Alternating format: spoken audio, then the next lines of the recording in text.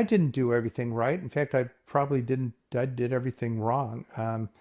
You know, teenage kids are baffling. Teenage girls. I mean, they not only doesn't come. There isn't a manual that comes with it, Yeah. but not only that. I mean, if there was a manual, it'd be written in invisible ink. It's different when you've got one that is in diapers and is completely dependent on you. Hmm. And it's another thing when you walk into the situation and they're not dependent on you, but they become, and that's a completely different situation. But it's akin to each other Hmm. because it's still a shock. Welcome to the Daughter Podcast, where fathers become everyday heroes in their daughters' lives. Grow, evolve, and lead with love. Here's your host, Oscar Pina. Hey everyone, welcome back to the Daughter Podcast. Oscar here, your fellow growing girl dad. Today with a special guest that I want to bring to you to talk about fatherhood, as obviously we do here on the show, but also to get into just some contrasts between leadership, woodworking, and being a dad. And then the other thing that we'll talk about today is a little bit of imposter syndrome and what some of us feel as we go through life trying to figure this dad thing out as we go. Today's guest is Chip Scholz. He is a successful and longtime leadership coach that speaks about leadership and quality through lived experience. Chip, how are you today? Great, Oscar. I'm so glad to be here. Thank you very much for your time. We connected paths, and I was so intrigued by your story.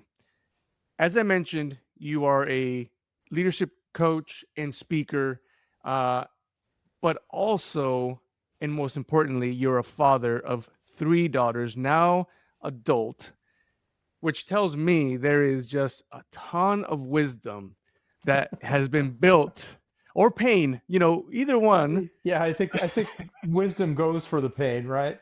There you go. But So before we get started, give us a little bit of your background. Tell us a little bit about your fatherhood journey and a little bit about your daughters.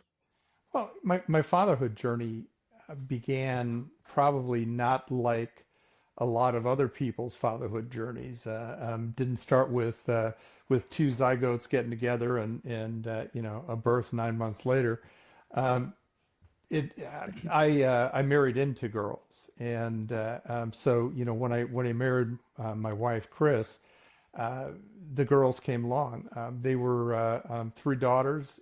They were fairly young at the time, and their dad. Speaking of what you don't want to be as a dad, their dad had just disappeared. Mm.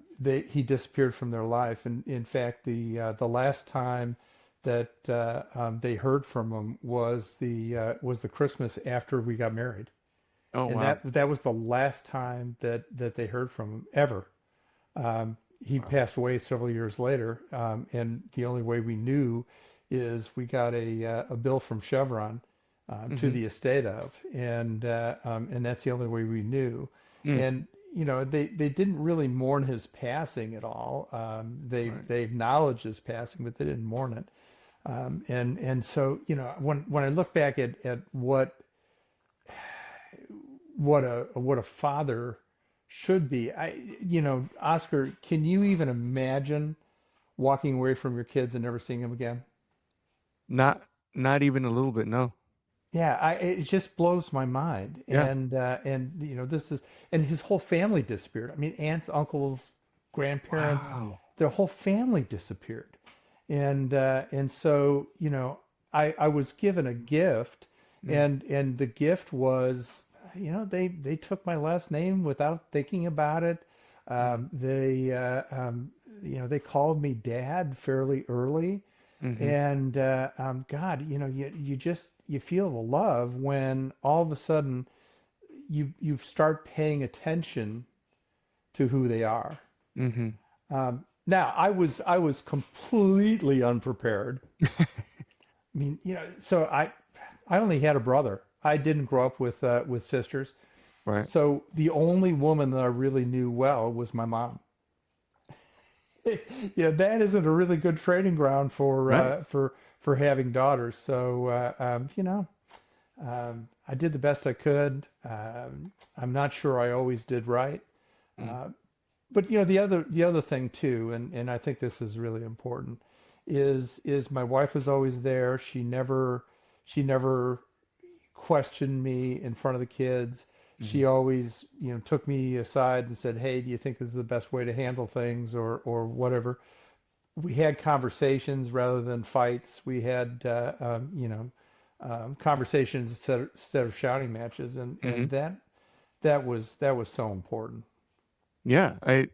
I'll start there. The partnership, the person next to you to be able to almost set the stage and set you in that position, right? Obviously you're probably more versed than I am, but after 18 years of military service, there's leadership and then there's position. And it doesn't matter what the position is unless there's leadership, but the position does allow for the talk of leadership, right? And for her to be able to give you the position in that manner, I think is important to be able to start your leadership from there. Now, Well, I'd like to pick up on that for a second. There is a big difference between authority and power, and what you just yes, said is position is authority. It's yes, granted to you by an outside authority. It's not earned, it's given. Whereas power, and I use power. So if you go to the Wikipedia or you go to a dictionary, power has like 12 pages. But power, in my definition, is the ability to get stuff done, mm, and that's earned. So I may have had the position authority to be a dad because I married into it. We had a piece of paper that said, "Hey," right. but earning the power took years. And the influence that you would have gained from that is obviously the work. It's the result of those years of hard work to be able to give them influence in your position. Yeah, I didn't do everything right. In fact, I probably didn't. I did everything wrong. You know, um, teenage kids are baffling. Teenage girls. I mean, they not only doesn't come. There isn't a manual that comes with it, Yeah. but not only that. I mean, if there was a manual, it'd be written in invisible ink. So all bets are off. And going into teenagehood in a pretty quick manner was it was frustrating, it was baffling, you know, it was everything you would expect it to be and Yes. more. Well, what I'll say first is welcome to the club. We don't know what we're doing either, and we are trying to figure this thing out as we go. Um, and secondly, 100% agree with you that that invisible link, you almost feel like Sherlock Holmes. You're trying to figure out the connection between the things, but then something changes or a time of the month comes and that's all gone, right? And it's a work in progress, and we are trying to figure it out. But what I will say is that we are intentional. We're here and we're putting in the work to figure it out, even if it's the wrong answer or the wrong answer as we go, or the wrong action, I should say. We're here to figure this out, right? And we're showing up, and that's something that obviously their biological father, if you will, did not even want to start doing, and that's something that we're trying to avoid, right? When we're looking at when the daughter podcast gets put on by some soon to be dad, I imagine just that person wanting to be intentional because they start to feel the weight of what's coming, right? And the weight is heavy. Well, I don't think you ever are prepared No. for the reality. And it's different when you've got one that is in diapers and is completely dependent on you. Hmm. And it's another thing when you walk into the situation and they're not dependent on you, but they become, and that's a completely different situation. But it's akin to each other Hmm. because it's still a shock. I run an assessment that is really sensitive to understanding roles, and I've had several people, male and female, that have taken the assessment, and they've taken that it shows their role awareness is Hmm. lower. And the first time it happened, it was a young man, and he was a shooting star. He was an executive with a company and all that kind of stuff. Hmm. And so I asked him. I said, I don't get it. Why would your role awareness be bad? And he said, well, I'm going to be a father soon, Hmm. and I don't really know what I'm doing. I don't Hmm. really know how to if I'm going to be a good father. And so Hmm. that was tanking his role awareness. So, I think it's, sure, it's trepidation. The one good thing is that we had a long engagement, and I was able to feather in with the girls rather than just dumping in all at once.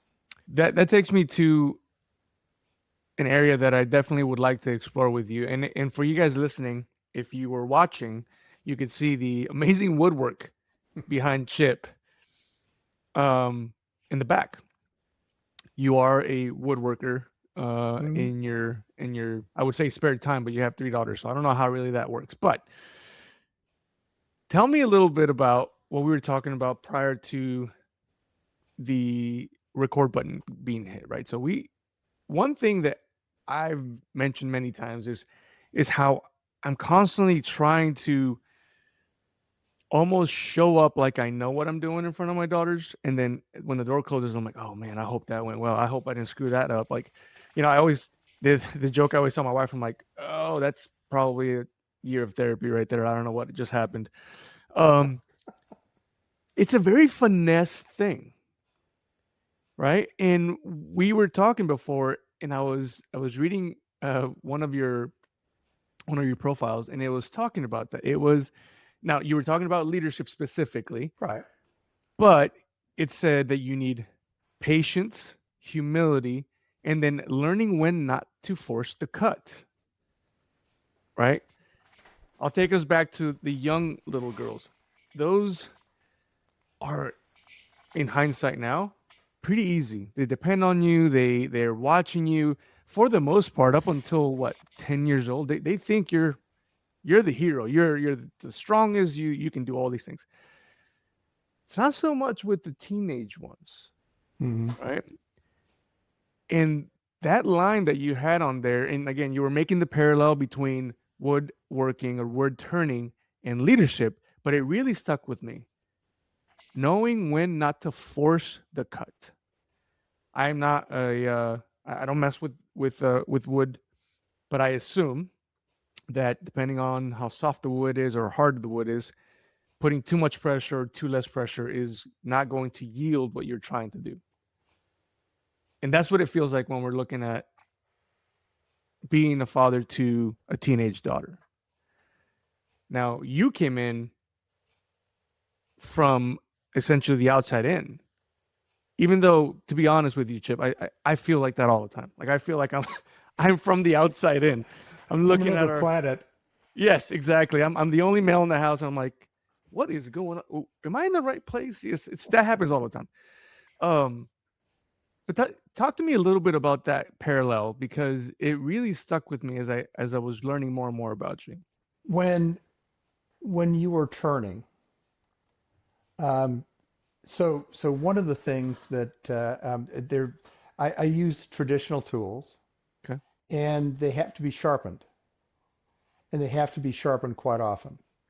So, back thinking about Stephen Covey saying you've always got to sharpen the saw. That Mm, was one of the 8 habits that he talked about. that you always had to sharpen the saw. And so, when he talked about that is getting better at your craft and learning and doing all the things you Right. need to do. It applies directly in wood turning because if your tools aren't sharp, Mm-hmm. you're going to be one tired craftsman. Okay. It's going to be forcing the cut. It's going to be, when you get sawdust instead of curls coming off the wood, Mm. you know that it's time to sharpen. Interesting. And it's not going to be a pleasure. It's not going to be a joy. Mm. So, when I talk about forcing the cut, especially with young women, especially with leadership, Mm-hmm. forcing the cut, and it took me years to learn this. So, I wasn't good at this when my kids were growing up. I really Mm-hmm. wasn't. Um, but not forcing the cut means allowing space. Mm. Not forcing the cut means allowing your daughters to be who they are and understanding that each one of them is a different person. Mm-hmm. I'm sure you found that with your daughters is, they're completely different people. And with my daughters, each one of them requires different things. Mm-hmm. I've got one daughter that will talk your ear off in the most in the loudest fashion she possibly can. So holding space for her is you just keep your mouth shut Right. and let her talk. Whereas I've got one that takes a little bit more thought and asking questions and Mm-hmm. being present in the room to know that there isn't going to be a lot that comes out of her mouth, but there's going to be great stuff that comes out of her mouth. Right. So it's very different, and forcing the cut means that you treat everybody like the same, Mm. and certainly there's some egalitarianism that you need to do. I mean, everybody gets the same number of presents at Christmas and things like that. Right. But forcing the cut means to not understand their individual differences Mm. and not understand what you have to do to allow them to be who they are. It's knowing them, right? Knowing them individually. Kind of, again, I don't know much about the woodworking side, but I do know that there's softwood, there's hardwood, there's all these nuances depending on what you're working with that make you adjust your approach. And you said something that really struck me is giving them the space. One thing that I always feel with my daughters, especially now, is that not only do I have three different people, three different characters, three different everything, they're in three different phases, Yeah. right? And so it almost feels like I have four games playing, right? So if you imagine a coach, there's this four simultaneous games going on, but I'm running. So like I go to this one game, there's my 5-year-old, and I have to figure out kind of what phase she's in. Did she get enough sleep? Has she had enough water? Like all these things that will influence my approach with her, right? And then I go to this other, like I take off the headset, put that game away for a second. I run to this other game, and then I have my 10-year-old, and there's all these things she needs and how she is, and my approach changes. And then my 14-year-old gets home, and I'm like, all right, now I got to change this one completely. So now I have a different game. So that's 3 games. And then as I back up, I have the game, right? I have my 3 daughters, I have my wife, I have my home, I have the things that need to be done, how I approach those things, how they perceive me approaching those things. So it feels like I'm playing 4 different games simultaneously. And I don't know about you, Chip, but I don't multitask very well. So I find myself, Nobody does, by the way, but yeah. yeah, I find myself failing at one or another most of the time, 2 or the other. Like, it's not fine. It's fine tuning that approach. One thing, and I know we'll talk about this here shortly, guys, but the book that Chip was so graciously able to send me is the book back here behind me. Small Decisions, Big Shifts. So as I'm listening or as I'm reading this book, I'm starting to look at, you talk about context. What is my context there? I've got these 4 games. The one thing that I always come to, and I think this is why the podcast is here, and I think this is why it's been successful and has grown way more than I anticipated, is that the one thing that I find in all 4 of these games is one common denominator. And that's me and my output to each one of those games. And how you show up. And how I show up. Exactly. And the feeling that the microscope is on all 4, but is pointed at me. And that's what I've really come to notice. And that's, as I was reading your book, it talks about context, but then that whole side of who am I? That's who it is, right? So where for a long time, I thought I was looking at these games from my view. I feel like now it's actually pointed the other way. It's each one of those spectators is looking at me. And that's the weight that we start talking about that starts feeling heavy. You're a leadership coach with over 20 years of experience in this concept. And it's an interesting conversation because we can talk probably leadership all day in the workplace. And it wasn't until a few years ago that it just became very apparent that not that I don't need to lead in my workplace, that's obviously my job, but how important it is to lead at home, because all of those microscopes are pointing at me. One of the concepts in the book, and I'm sure you read it, is the concept of systemic, extrinsic, intrinsic, the 3 dimensions of thought. And there's a guy named Robert Hartman who he passed away in 1972, but he was nominated for a Nobel Prize for some of the concepts. And I want to walk you through it if you don't mind, Of course, because I think it really applies to what we do as human beings and as fathers. Systemic is about rules and order. Mm-hmm. It's about big picture. It's about the things that you won't cross, the lines you won't cross. It's about thoughts and concepts. Going to the other way is intrinsic. It's people. It's how we deal with people. It's how we understand people. It's how we understand ourselves. And you're always playing between the two. Mm. So systemic says you have to be in bed by 10, which that's probably really late. You have to be in bed by 7, right? Which may or may not work out really well. And so you've constantly people really hate systemic things, because they cause us to lose our liberties. Mm-hmm. And people love systemic things because they give us rules and order. Right. So how it applies with girls is, okay, bedtime. If bedtime's 8:00 at night, you've got someone that's going to rebel against that. But if you stick firm, maybe they'll appreciate, if they understand the reasons, maybe they'll appreciate it. However, there's got to be some intrinsic thought. You've got to treat people as people, right, rather than a set of rules.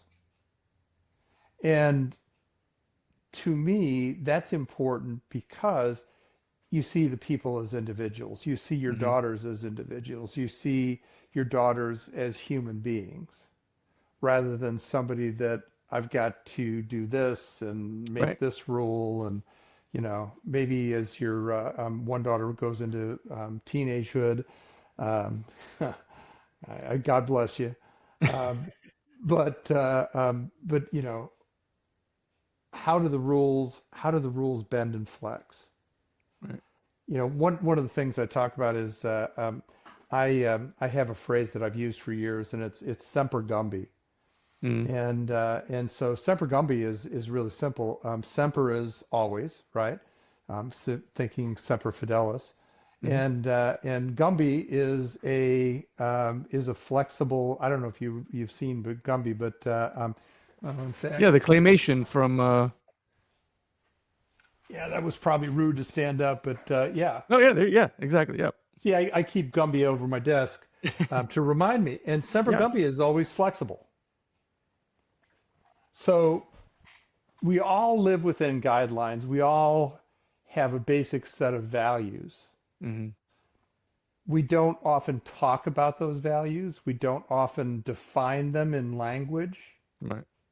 which would be really helpful, I think. Which becomes the framework or the systemic part that we live within, Hmm. and that we can always be flexible within that framework. Yeah. I noticed that we get stuck in the systemic, Oh God, yes. right? Right? Because, for example, we know that, or we want bedtime to be 8:30. All right, 8:30 bedtime, and in your mind, because it's a, you know, it's a checklist. It's an item we got to get covered. In your mind, you think 8:30, everybody's asleep. Unrealistic. Unrealistic. The other thing is, I don't know if this happens to parents of boys, but I'm going to tell you right now. We get them home from school. We do all the things that we want to do. We ask them how their day was, try to get information from them, try to talk. Everything's fine, all good. Bedtime, I don't know what happens at bedtime, but then all of a sudden, everybody remembers everything they want to talk about, and then that starts. And so, in the systemic, as you were mentioning, they don't like it because it's this rule that has to get done. We try to implement the rule because we know that health is important and you got to get some sleep. But then we get stuck in that, as you mentioned. It is the nope, it's bedtime. And so then it starts creating stress, right? Or at least for me. Because bedtime for me for a long time was really, really stressful because I'm like, it's 8 o'clock, guys. It's time to get ready for bed. 8:30, butts are in the beds and lights out. We're going to sleep. And I would almost make that almost stay like work, right? Like at work, you got to be at a place at 8:30, and that's the rule. And then you got to do these things. And I would almost avoid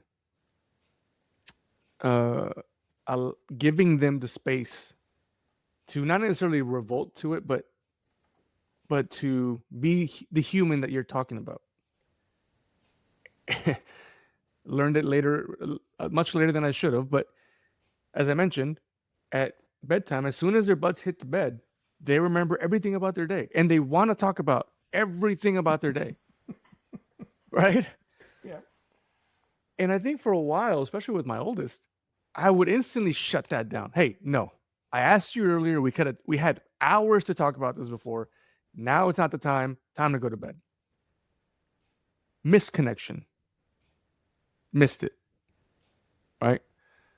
So now we try to get them down by 8:30. We do our gratitude exercise every night. Right. All the girls and mom and I. And then I just allow myself, just like, okay, they're going to be talking. I'm not going to stop it.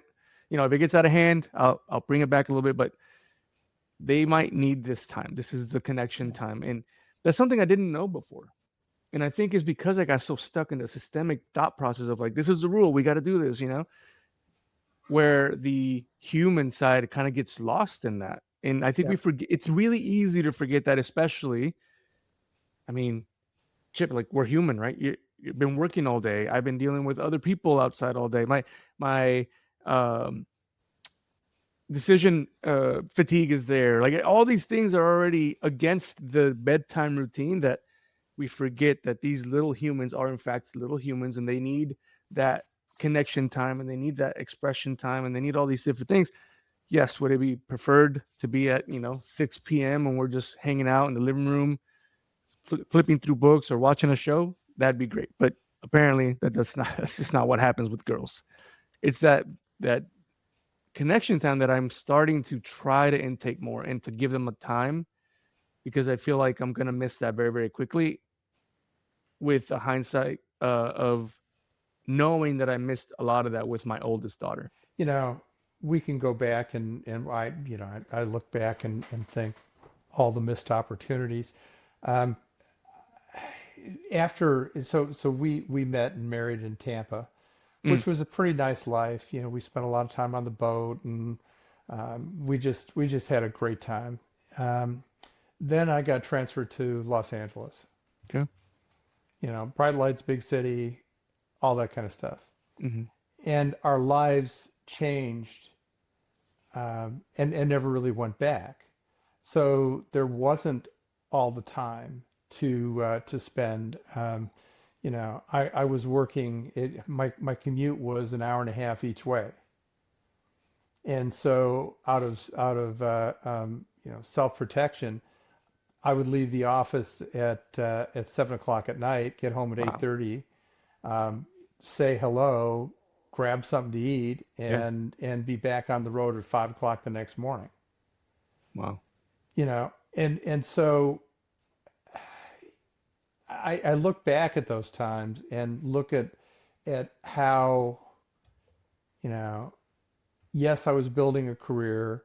Right. Yes, I was doing what I could to support the family, which is a pretty traditional male Yeah. role. My wife was always working, so that, I wasn't the only income. And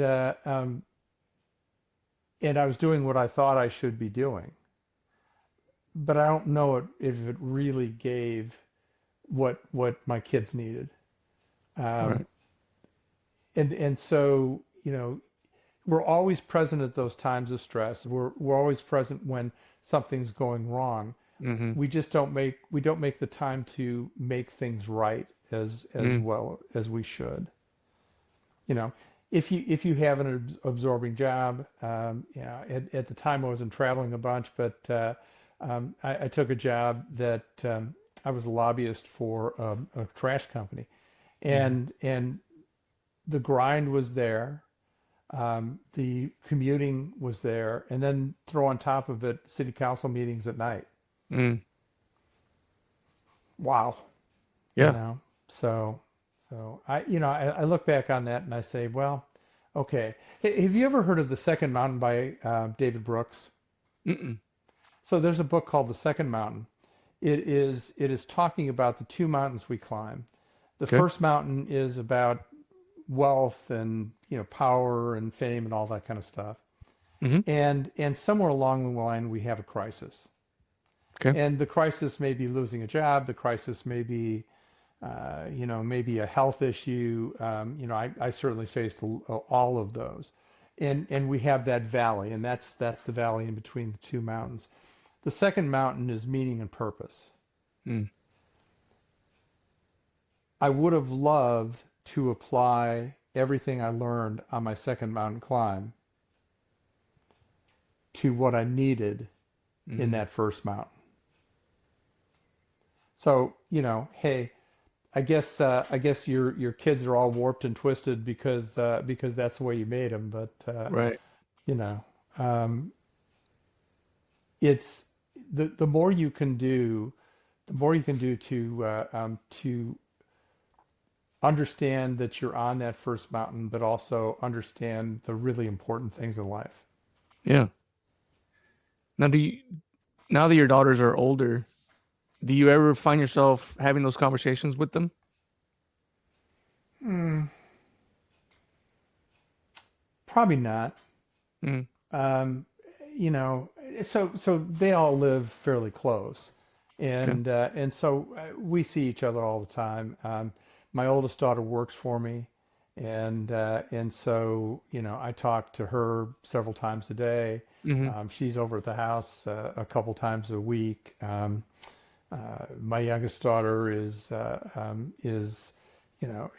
here as often as she can. She loves to wood turn, and so she and I are wood turners together. We belong to the Nice. same club and all that kind of stuff. My middle daughter works with my wife here in the house, and so I see her every day. And and the relationships have have gotten stronger, Mm. have deepened, have become more flexible, more versatile. I think that's it. But I don't know that you specifically have to have those conversations, or maybe you do. Hmm. I don't know. Maybe that's something that I'm not sure that they're ready to have the conversation. What I mean by that is, especially as you get older, you start to think about mortality. Hmm. I had a health scare 14 years ago, and that changed everything for me, and I think that helped deepen our relationships. Hmm. But but I don't think anybody is willing to face mortality and what it really means. Does Interesting. that make any sense? Yeah. Yeah. It's almost like, well, the way I take that is those conversations almost feel like in preparation for facing that mortality. Mm-hmm. Mm-hmm. Um, I've often said that I, I only, maybe it's a little disagreeing. I'm not sure. I remember holding my first daughter and realizing that I was mortal. If that makes any sense. I faced Mm. mortality, and, Mm. and obviously I'm human. I'm not that dumb, guys. I know I'm mortal, but in growing up until then, it just you just never really think much about it. And in my line of work, being afraid of death doesn't really make sense to me. So that wasn't a That's very true. yeah. I mean, it makes no sense to me. So it's never been a fear of death, but I distinctly remember holding her and feeling fear for not being around, which made me kind of face that thought of I'm not going to be around forever. So how do I prep her? How do I do these things? Are you familiar with the Stoics? Yes. Okay. And one of my favorite books is called The Daily Stoic, Hmm. and it was Ryan It's Holiday a couple years. Oh, right you got here. it right there? Yes, sir. Yeah, I loved it. But one of the phrases that sticks with me, and I think it was Marcus Aurelius that said it, is memento mori. Hmm. Remember Remember. remember your death. That's Basically, right. but remember you're going to die. Yeah. And so I wrote about that. The book that's coming out in March is Mm, called Every Dog Has Its Day, and what I mean by that is memento mori. mm, It's not meant to be scary. It's not yep. meant to be maudlin. It's not meant to be anything other than grounding. Mm, And I think if you have those conversations in a grounding way, right. and also if that drives you to be better every day, Yep. then you know that's what drives me to be better every day. Absolutely. I think that's where I can distinctly pinpoint the turning into more intentional. Like I've got to start being intentional about these things, and that's been a growth in progress, right? From you know 2012 to now, um, 3 daughters in, still trying to figure out ensuring that I at least attempt to be intentional because of that feeling. Now, one thing that you write very eloquently about is those small decisions, right? Hmm. And I know that, primarily it's geared towards leadership, but again, in the home, we want to be the leaders in the home. So when we're looking at small decisions, what are the ones that you made that created those bigger shifts as you kind of grew up as a father, again, being in your situation, That's a great question. Wow, I've got to think about that for a minute because they're small decisions. right? Those there aren't those big moments that you go, hey, we're shifting course and moving. Right. Um, you know, I'm not sure I was always good at them, especially in early life. If I think of, you know, since I've been a coach, that's been the last 27 years. Right. Um, that's a different life than what came before because we were living in LA Hmm. and had a job that was kind of absorbing. But I think you spend so much time in survival mode Mm, that those become the small decisions. The small decisions are about how you how you keep everything focused. Yeah. You know, um, looking back, I would say the biggest thing that is of the greatest importance Mm, is to have is to define a set of values for yourself mm, and for your family and talk about them. I wish I knew that at that time. mhm. I would love to say that, yeah, we had values-based leadership in our Right. family. Yeah, God, it exactly. was great. Um, but looking back, I think that's the biggest thing is to say, okay, look, whether it's a family, whether it's a city, whether it's a company, whether it's Hmm. a organization that such as you're in, everybody has to have a grounding set of values. So it's really important to do that for your family, for your Hmm. kids, Hmm. that you understand in the broad concept. And so getting away from the systemic, Hmm. it's systemic with guardrails instead of systemic with a straight line. That makes sense. It makes a lot of sense. And in fact, this last year, it's so funny you say that. I talked with a good friend of mine, uh, Russ Kimura. He had this mastermind that I was in with him, and we did just that. We said, all right, let's look at the vision statement for you as a father, the, you know, values for you as a father, so that then you can take those into the family and have a vision statement for your family and values for your family.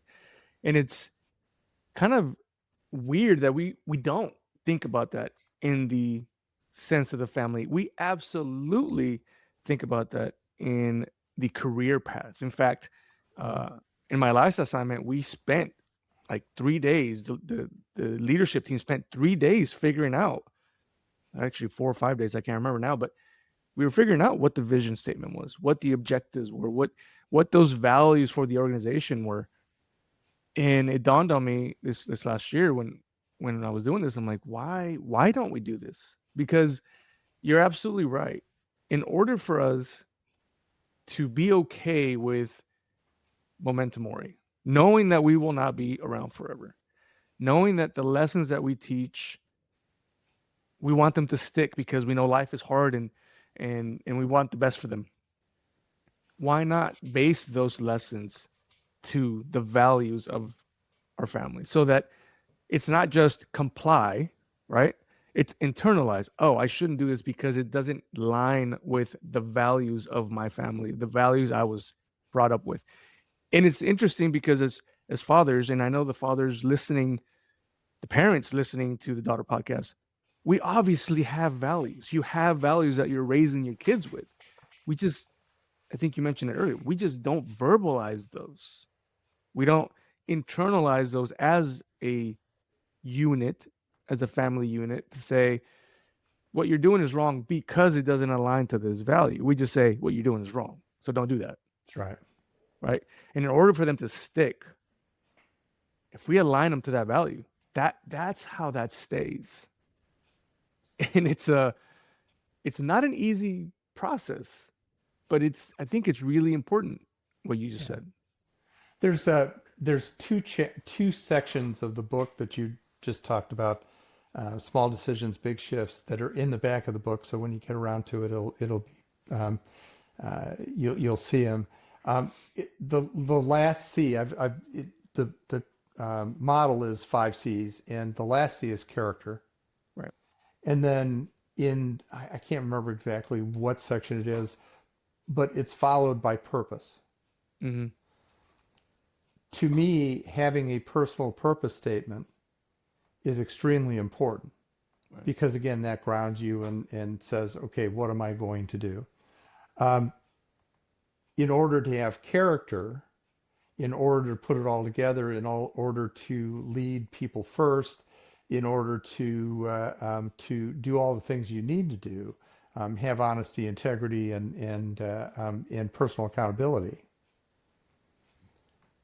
What are you holding yourself accountable to? Right. So whether you're talking about a vision statement, I call it a purpose statement for me. My purpose statement is I live to develop people. That's what I do. From the time that I get up in the morning, we're having, okay, we can call it a conversation here, we can call it education or whatever. Yeah, But I hope that people that are listening to this podcast are better off for the interaction than they were when the conversation started. That absolutely. there's some small thing that will propel them forward to thinking about things in a different way. So, for me, I live to develop people. Oh, by the way, people, I'm a people too. So I've got to develop myself to be the Right. best I can possibly be so I can help others do the same.